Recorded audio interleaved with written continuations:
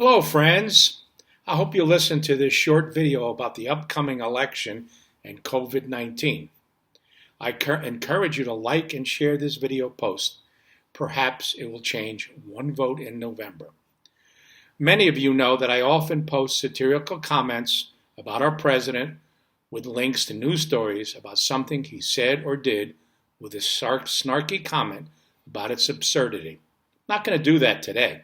Rather, I'm going to talk about a single topic, COVID 19, and contrast my experience and that of the American people with the president's, and let you decide which is the truth. First, let's talk about medical care. The president, deservedly so, received the best medical care promptly. He was administered Regeneron, an experimental drug, on a compassionate basis at the White House while only having mild symptoms. This drug has been given to only around 300 people. I had a fever of 101 and was given Tylenol. My doctor said if I developed breathing issues to call him back or take myself to the hospital. My fever remained high for several days before it dropped to just 100 degrees, which lasted a few more days. I was knocked down for 2 weeks before a slow rebound. I drove myself to a COVID-19 test site with a fever and then waited 2 weeks for results. The president had a rapid test and waited 15 minutes. Iris was too weak to get a test with me. She waited another week for her test. Upon arrival at the hospital, the president received remdesivir, a drug in clinical trials. He was later given a powerful steroid, dexamethasone, which is normally given to patients with severe breathing issues and known to have psychotic side effects.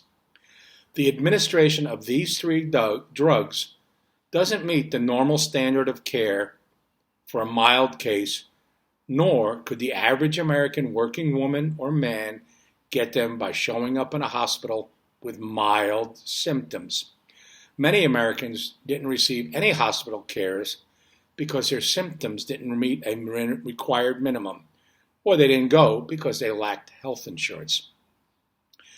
I remained on Tylenol, cough syrup, and ramen soup for 10 days. During my illness, I helped my wife with her more severe symptoms. She just remained weak and tired with no breathing issues, which would have prompted a hospital visit. He had an army of doctors and the finest hospital in the world. Iris and I had each other, with an occasional delivery of essentials from our son left in the kitchen without seeing us. The president now says COVID-19 is mild and we shouldn't be afraid. I never felt so sick, and I remained at home because I didn't have breathing issues. My breathing was a little labored, as you can hear in my July 19th video post, which related my experiences on Facebook. A later lung scan indicated a probable case of viral pneumonia. During my July post, I didn't lament on my experience, but commented about the former owner of my retired guide dog for the blind who recently passed away, and I found out while I was ill. I made a donation to Guide Dogs of Texas in his memory. Life is not always about a mythical me, but the real us, U.S. I asked the president to tell over 210,000 families who lost loved ones that COVID-19 is a mild illness and not to fear it. And many of those families had other relatives affected by the disease. Mr. President, fear the polls in November.